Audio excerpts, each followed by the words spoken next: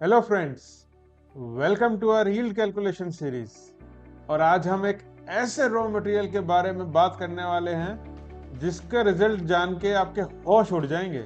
जी हाँ, और अगर आप इस बिजनेस में हैं और अगर आप ये मिस्टेक कर रहे होंगे, काफी भरा भारी नुकसान आपको हो रहा होगा, क्योंकि इस बिजनेस में मार्जिन ही इतना लो होता है कि अगर आपने उसकी यील्ड कैलकुलेट नहीं करी तो बहुत भारी नुकसान हो रहा होगा। तो आइए जानिए, आज का जो हमारा रॉ मटेरियल है ना, वो इतना वर्सेटाइल रॉ मटेरियल है कि उसके बिना बहुत सारी चीजें बन ही नहीं सकती। आज का जो हमारा रॉ मटेरियल है मिल्क, हम एक सिंपल एक्सपेरिमेंट करेंगे सिर्फ मिल्क की यील्ड निकालने के लिए। हम मिल्क का वेट करेंगे, फिर उसको बॉईल करेंगे, फिर देखेंगे कि क्या हमारी यील्ड लॉस हो रहा है बॉइलिंग के टाइम पे। उसके बाद उसका फिर कॉस्ट इफेक्टिवनेस देखेंगे। तो आइए देखें। तो अगर आप देखेंगे इस पिक में, सबसे पहले हमने ले लिया खाली कंटेनर जिसके अंदर हमें बॉईल करना है, और इस कंटेनर का वेट है 528 ग्राम्स। अब हम इसके अंदर डालेंगे 1 लीटर मिल्क और फिर उसका वेट करेंगे। क्यों? क्योंकि लीटर और ग्राम्स में फर्क होता है।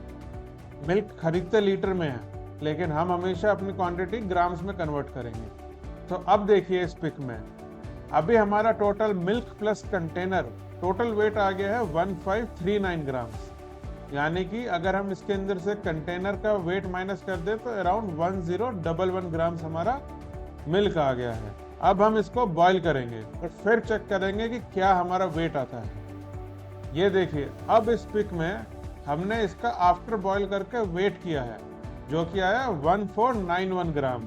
जी हाँ, शौक लग गया ना। तकरीबन तकरीबन 48 ग्राम्स का लॉस हो गया इवेपोरेशन में।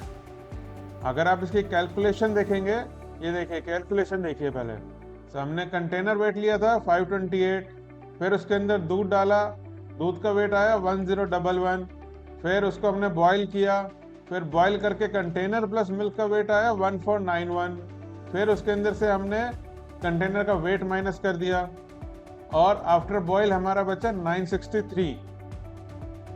ठीक है ना, 963 ग्राम्स। कहाँ 1011 और कहाँ 963। तो यानी कि हमारा कितना 48 ग्राम्स का इवेपोरेशन लॉस हो गया।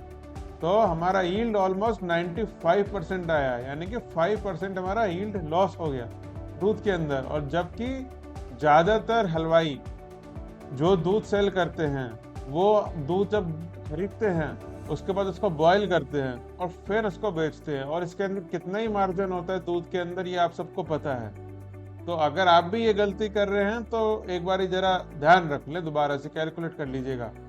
आइए अब इसका देखते हैं कॉस्ट इफेक्टिवनेस, कि इसका कॉस्ट इम्पैक्ट क्या आता है। हमने यहाँ पर रेट लिया है 67 रुपीज लीटर। ये है अमूल का फुल क्रीम दूध का, 67 रुपीज फॉर 1000, और हम 1000 ही मान के चलते हैं।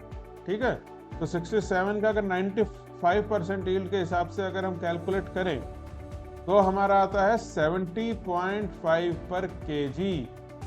कहाँ 67 रुपीज, कहाँ 70.5, सीधा 3.5 रुपीज पर केजी का डिफरेंस हो गया आफ्टर बॉइलिंग में।